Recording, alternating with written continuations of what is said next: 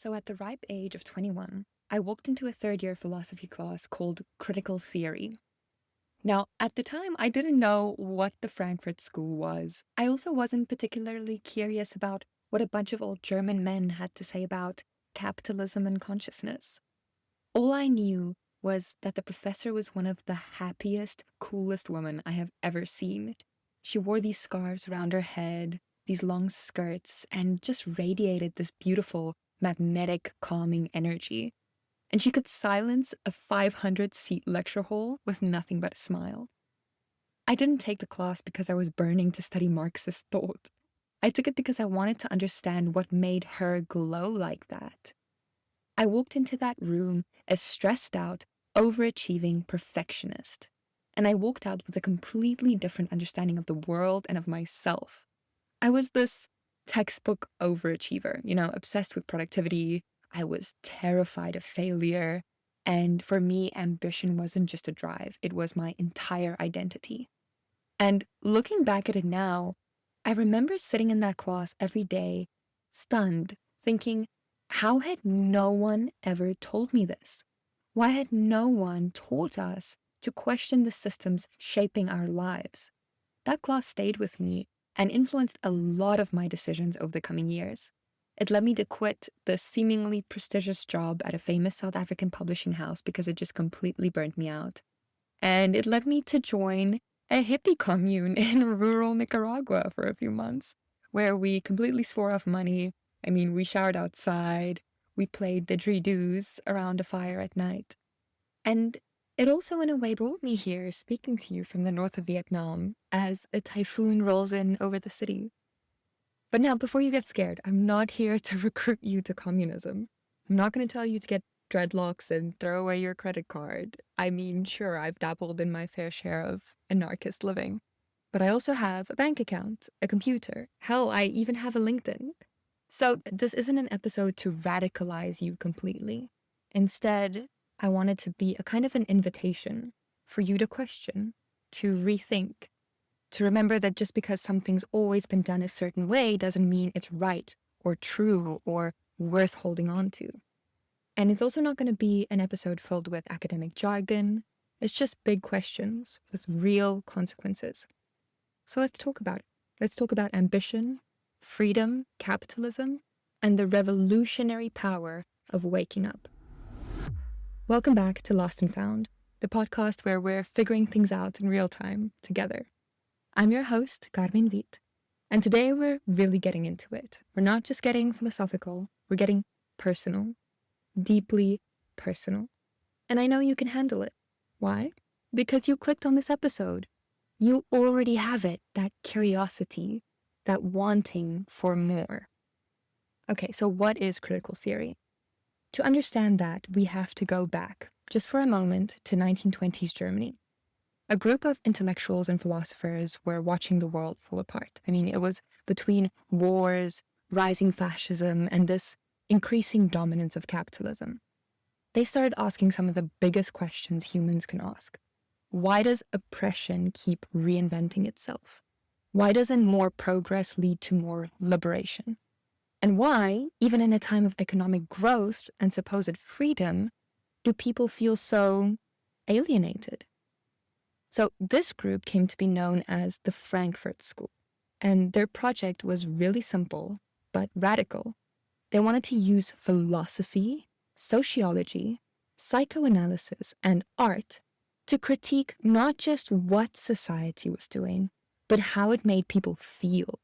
They didn't just want to understand the world, they wanted to liberate the world. And here's where it gets juicy. One of the thinkers that hit me the hardest was Herbert Marcuse. Marcuse looked around at modern capitalist societies, one that seemed to offer freedom, pleasure, choice. And he said, well, wait, this isn't freedom. This is just a more sophisticated kind of control.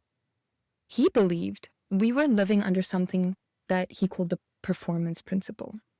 And that's a version of life where our value is tied to output, and our worth is tied to how much we produce. Even our rest has to be productive in some way, and I know you know what I'm talking about. Have you ever heard of the self-care hustle? Yeah, that's the performance principle in action. So Marcuse also talked about this thing he called surplus repression. Now, every society needs some form of repression to function. That's what gives us basic order, not just killing each other and that sort of thing. But capitalism adds layers of unnecessary repression to keep us docile, distracted, to keep us driven, So we repress rest, we repress joy, and we trade our playtime, our rest time for performance. And desire and play and joy become something we monetize. So we monetize our time. We sell our life away. That's the basic idea behind surplus repression. And he took Freud's ideas about how we suppress instinctual drives, and he asked, what happens when society not only represses desire, but also rewires it? When you start wanting things that don't even nourish you, and when your dream of freedom turns out to be just another product. That's what Marcuse meant when he said, the people recognize themselves in their commodities. They find their soul in their things, their automobile, their televisions, home, kitchen equipment, whatever. That's where you start to find your value, your soul. And this is where another big idea of critical theory comes in, and it's called commodity fetishism. A term borrowed from Marx, obviously, and commodity fetishism is where we confuse the object with the value. So we fall in love with things while forgetting the human labor and inequality and systems that lie behind those things. So for example, you can buy a $6 cup of coffee in a trendy cafe, and you take a perfect photo and you post it on Instagram, and it feels like a reward, a ritual. It symbolizes a kind of a lifestyle. But what we're not thinking about in that moment is the supply chain, the labor conditions, or even the fact that we've internalized the idea that a $6 cup of coffee makes us feel more whole than, say, sitting still for 5 minutes without your phone. So in other words, capitalism doesn't just sell you a product, it sells you a feeling, a sense of identity. It tells you a story about who you are. And if you never stop to question that story, you might live your whole life inside someone else's idea of success. Okay, that was a lot of theory. So why does this all matter? Because we've grown up in a world where ambition is applauded and burnout is normalized and productivity is practically this moral virtue. We're told to follow our dreams, but the dreams come prepackaged, algorithm approved, they're already monetized. And what critical theory invites us to do is to just pause, to get quiet enough for a second and ask, do I actually want this life? Or do I just know how to perform it really well? So whose version of freedom am I chasing? What might be waiting for me on the other side of all this noise? And this is the heart of it. As most things in philosophy, critical theory doesn't necessarily give you neat answers, but it gives you the tools to ask better questions, to become more conscious and more awake. And at the heart of it, hopefully, more free. Not because you left the system entirely, but because you started to see it clearly, not as something natural that is just there, not as something that cannot be questioned, but to see it as something human-made. Or in this case, we can use the gendered man-made. Okay, so let's talk about ambition. Pivot a little bit, because this is where it gets personal.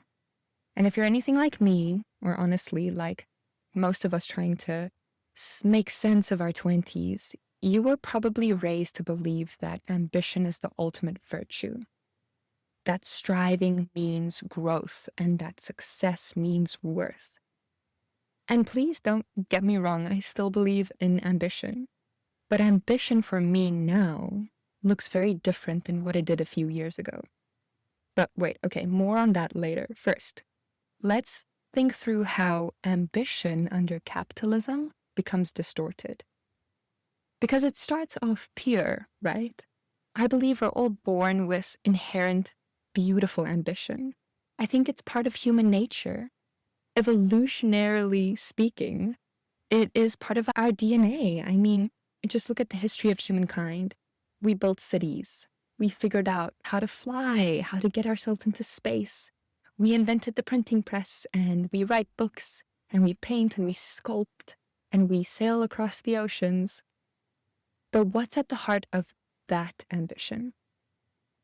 Curiosity. Not money. Curiosity.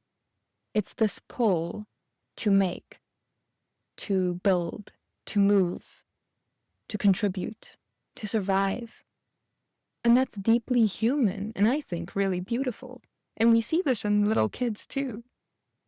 Think back to what you wanted to do before you understood the concept of money. Maybe you wanted to be an artist, or a pilot, or a hairdresser. For me, personally, my dreams oscillated between being a mountaineer explorer, a writer, a chef, there was one point where I wanted to be the president of South Africa. At other times, I wanted to be a marine biologist, a jungle fairy, depending on what day of the week it was, or what movie I had just recently watched that inspired me or piqued some kind of curiosity in me. I was always dreaming of living as many lives as I possibly could. And I guess right now, that's exactly what I'm doing. But back then, all those dreams came from a place of wanting to add value to the world, or being curious about the world, figuring it out, or creating beauty and meaning in some way. Okay, but then something happens, right? We grow up. You enter the world and suddenly people tell you you have to study something sensible, something that will get you a steady job. And all those beautiful instincts you had as a kid, they become twisted. Or worse yet, maybe you completely forget them. And every dream becomes a deliverable, something to be monetized. And the funny thing is, and I'm sure you can relate to this, I never thought to question capitalism. I didn't know I could. It's like being a fish in a bowl of water. You're so completely unaware of the water because when it's all you've ever known, it doesn't even occur to you to ask if something else exists out there. So truly, it wasn't even in my frame of reference to question or think through capitalism and its alternatives. And obviously, the only alternative we've ever been shown was communism. And even that was always framed as something, bleak and oppressive and doomed to fail. As Frederick Jameson, this Marxist literary critic, once said, and as, Slavoj Zizek loves to remind us, it's easier to imagine the end of the world than it is to imagine the end of capitalism. And I feel that in my bones, because when you really sit with that, it's kind of terrifying, right? We can picture pandemics, mass extinction, we can picture economic collapse, but try for a second to imagine a world without capitalism, without productivity, profit margins, performance, or a price tag on your time. That becomes more difficult, doesn't it? Not because it's impossible, but because we're just not taught how to think in that way. Capitalism doesn't just shape our economy, it shapes our imagination. It trains us not just to participate in it, but to believe in it. To believe that there is no alternative. That money is always the measure. That value is always tied to numbers. So not what has the most meaning or what makes us feel the most alive or what makes us better at being human beings together in this world, but rather what has the biggest ROI, return on investment, the highest profit margins, the most views, likes, ranks, listens, streams. Everything is about numbers, about measuring, performance. And when you dare to question it, you get scoffed at, right? You're told that you're being naive or idealistic, or that you're just going through a phase. And soon enough, you'll get a rude awakening. When I joined the hippie commune in Nicaragua, they prefer to call it an alternative living commune, the people in my life thought I had actually finally lost it. It was easier for them to frame my decision as running away from responsibility and real life than it was for them to admit, or maybe just imagine, that there is validity in the curiosity for something different, for something gentler.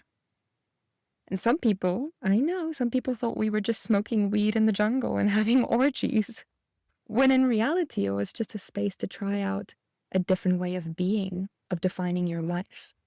We traded work for food. We stripped our lives of all luxuries and tried to find out what defines us when nothing else that we're taught to define us is around. Could I do that forever?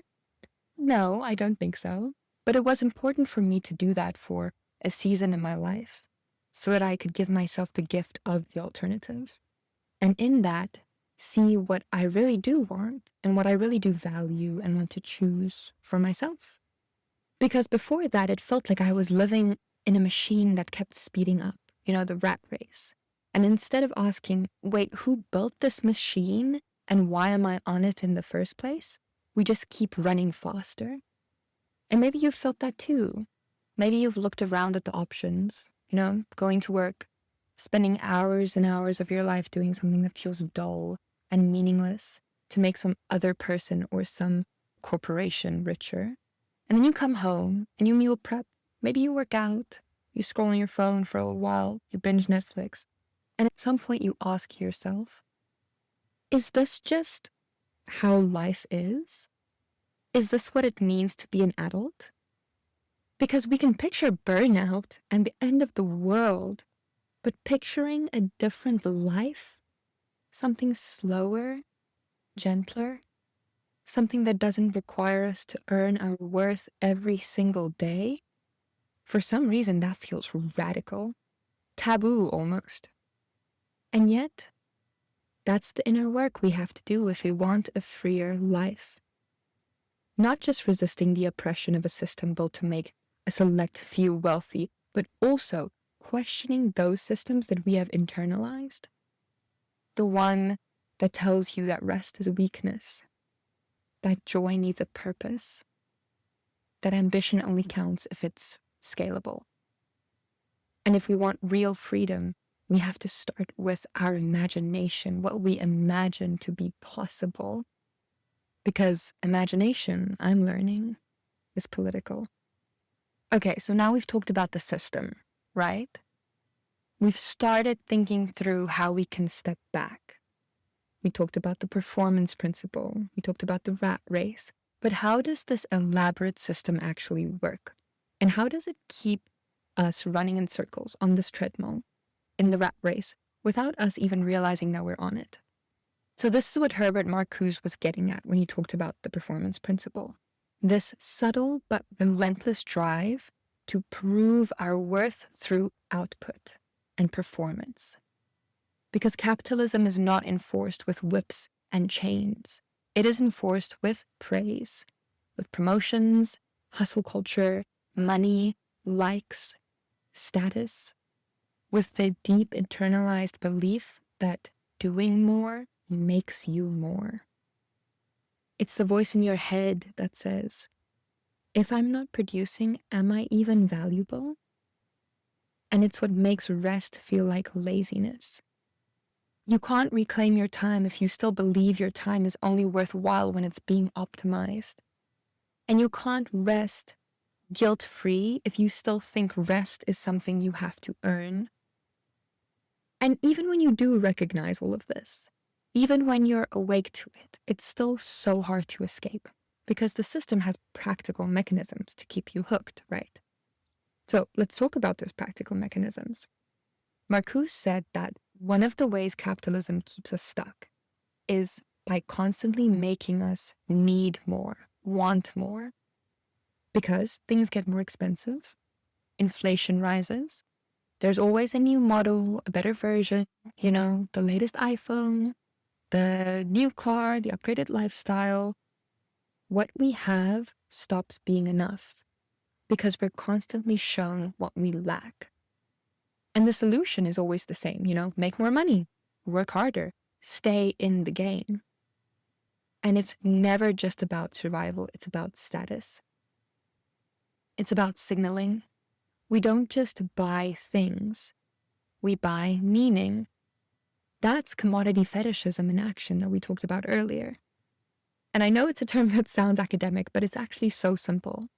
So basically what it means is we're taught to believe that objects have inherent value. So the new phone makes us feel more professional. The car makes us more successful. The skincare routine makes us more lovable, right? That's what we're made to believe. So we're not just buying the thing, we're also buying this identity. We're buying the story attached to it. The object becomes a placeholder for the feeling that we want. Belonging, power, worth, attention, maybe ease or security.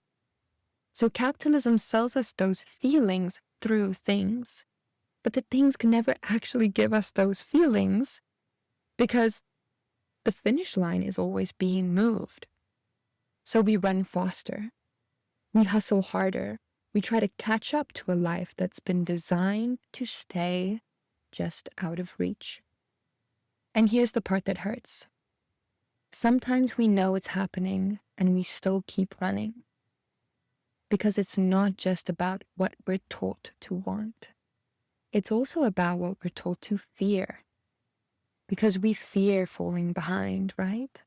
We fear being irrelevant. We fear being ordinary, being broke. The system thrives on your insecurity. It monetizes your self-doubt.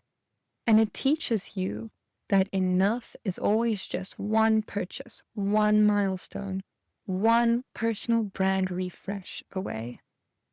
But what if you stepped off the treadmill just for a moment? What if you asked yourself, do I actually want this? Or do I just know how to perform it really well? Would I still want it if no one could see me have it? And what am I working so hard to prove, and to whom? It's not about becoming a minimalist or swearing off skincare or smashing your iPhone. Not at all. It's about getting your mind back, reclaiming your desire, your lust for life, for things that truly give you pleasure. Just beginning to imagine what freedom might feel like if it wasn't always tied to the next thing. Okay, I want to pivot for a second and talk about something very relevant to us today. Interestingly enough, way back, the Frankfurt School had a lot to say about technology. And their opinions echo eerily in what we see happening with AI today. So, Max Horkheimer and Theodor Adorno, they were two of the earliest Frankfurt School thinkers. And they had this idea that modern society had become obsessed with a very particular kind of reasoning. Not imaginative reasoning, not moral reasoning, but instrumental reasoning. Okay, what does this mean? It means that we look at the world as a series of instruments. So it's a logic, a way of thinking that always asks, what works? What is more efficient? What is more profitable? What does this do for me? How can it be an instrument to aid my growth or my efficiency? And here's the catch. That kind of reasoning looks neutral. It sounds logical, but it's not. Because when you apply instrumental reason to everything, to education, to art, to time, relationships, to life itself, you lose sight of why anything matters. And that's when you stop asking the human questions, the important questions, like, is this meaningful? Is this ethical? Is this human? Right?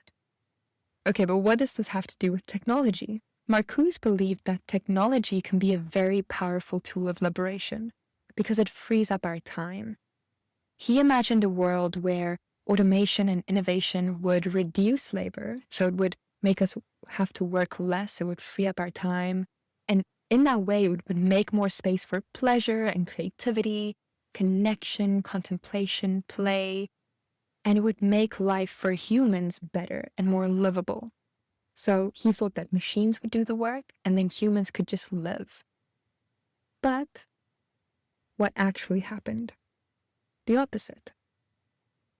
We didn't work less.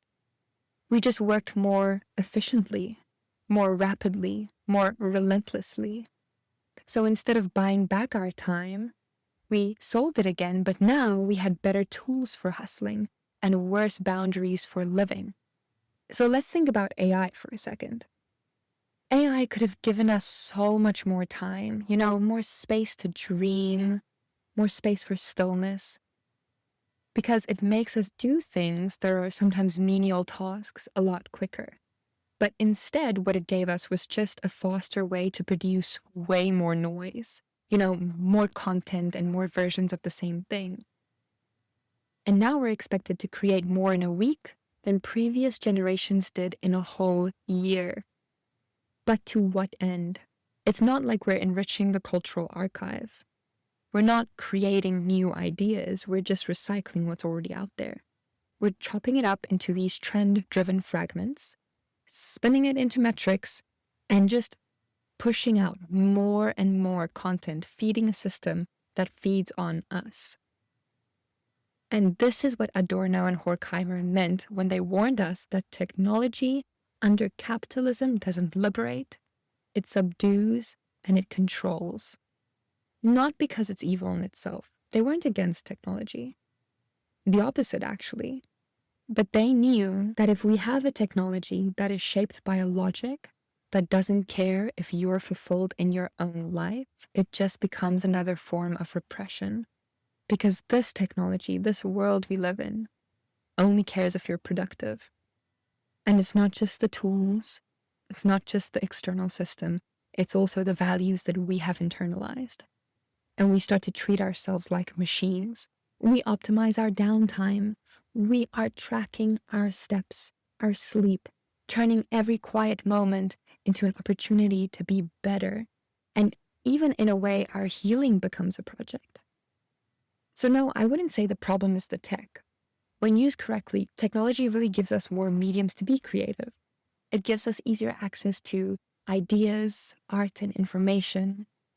And it can really be empowering. But the world we've built around this technology, for the most part, doesn't seem to be very empowering. Because it's a world where speed is always rewarded and depth gets flattened. And this is why the Frankfurt School's critique still matters today. Okay, let's pause for a second. Because there is always a paradox. There's always a caveat in philosophy. And here's mine. I'm a content creator. And for my day job, get this, I'm the head of growth for a marketing agency. Yep, my literal job is to help companies scale through strategy and systems.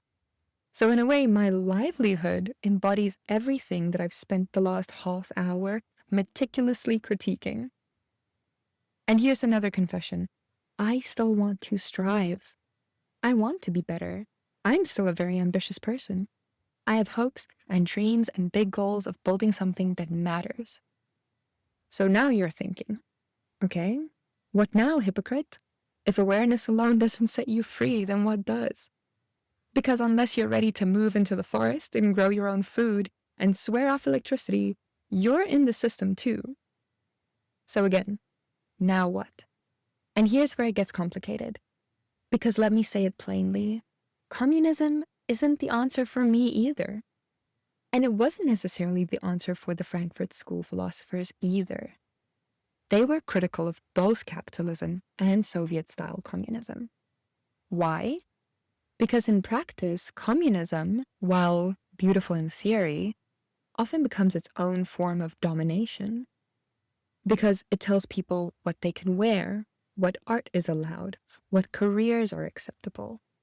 It replaces capitalist control with state control. So it promises freedom, but really the only thing it delivers is uniformity. So if we don't buy into capitalism blindly, and we're not going to go full anarchist mode, and we don't believe in state control either, again, we're left with this question, what now? How do we live awake inside the system without letting it own us. Okay, here's how I've come to think about it. This is my imperfect, still in progress approach. Ambition is a beautiful thing if it's rooted in meaning and curiosity. So for me, ambition is now in my life deeply intertwined with few non-negotiables. Firstly, the ability to add value to other people's lives. Secondly, the need to feed my mind, to stay curious about the world and the ideas that shape it. And thirdly, yes, the pursuit of freedom, but not the aesthetic kind, the real kind. Freedom of time, freedom of thought, freedom of place, and freedom to choose. For me, that looked like choosing a job that, yes, might be very much entrenched in capitalism, but it allows me to be creative. It gives me geographical freedom so that I can explore the world full time, learn more about different cultures, about how my own heart stretches and opens and breaks and heals in different parts of the world. And it gives me enough financial breathing room so that I can build something that is really meaningful, like this podcast, a space where we talk about big ideas and how they relate to our young lives in a very real, consequential way. A space where I hope to inspire you to take the reins of your own life and create something that makes you happy, lets you live with joy, and helps you create more joy and awareness in the world. Isn't that the ultimate goal? More joy and awareness in the world, more presence. And that's a goal that has nothing to do with money or capitalism. So that's my approach. Is it perfect? No, but it's mine. And I am shaping it with as much awareness as I can. Okay, but now I have another side note for you. Of course I do. There's always another side note. Let me tell you this story. Last year I was visiting home, and I was sitting in a restaurant in Cape Town with two friends, and we were having this exact conversation about meaningful work. It was me and this girl from the Netherlands who works remotely, and a friend who works as a chartered accountant. And at the time, I had just started my marketing job, and I was feeling very conflicted because I kept wondering, what do my hours of work actually contribute to the world? So I turned to my accountant friend and I asked him, do you ever feel like that? This tension between making money and making meaning? And his answer stopped me cold. Now, for context, he's a Black South African man. I'm a white South African woman. And if you know anything about South Africa, you'll know our history is heavy. We're still living in this fallout of apartheid, and its inequalities are everywhere. The country is rife with economic, educational, generational inequality. Okay, so after I asked him that question, he looked at me, and he very calmly said, that question really shows your privilege. And he wasn't being cruel, he was being honest. He told me he was the first person in his family to go to university, the first to study finance, the first to get a job that allowed him to send money home so that he can support his mom, who spent her whole life working as a domestic worker in white households. And he said, for me, that's meaning. That's the freedom. I don't have the luxury of wondering whether I should have studied art instead. Damn. I sat there in silence because he was right. I do have that luxury. Wow. Okay, so what do we do with that? What do I do with the knowledge that I'm both privileged and disillusioned? Also, what do we do with the knowledge that we want meaning, but we also need money? Let's just sit with that for a second. These are all threads of thought. No need to tie them all neatly together. Take a breath. I wish I could tell you the answer to all of this is to just go do ayahuasca in the Peruvian jungle.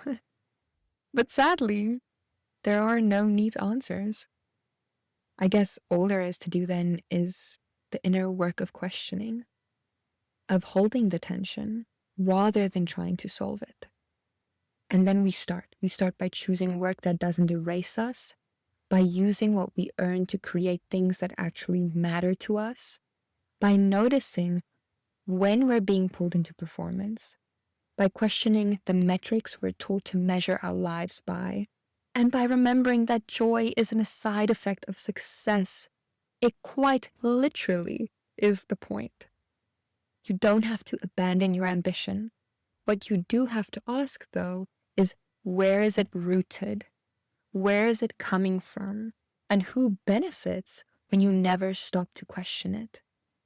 Okay, I want to leave you with these 3 questions. Firstly, what have you been chasing that might not be yours to begin with? Another one, where in your life are you performing freedom instead of living it? And lastly, if no one ever clapped for you, if no one watched you or rewarded you, what would you still want to do? What gives you joy just by doing it? Not the result, not the outcome, not the metrics. Where do you find joy in the process? Okay, let those questions echo. Don't force the answers. Sometimes they arrive slowly when you're least expecting them. If this episode stirred something in you, if it made you feel less alone in these questions, or maybe more awake inside the life that you are living, please share it with a friend who maybe needs to hear it, or someone else who's perhaps wondering if there's more. I want you to know that you're not crazy for questioning. You're not behind for craving presence in a system obsessed with speed. You're just waking up, and I'm right here with you.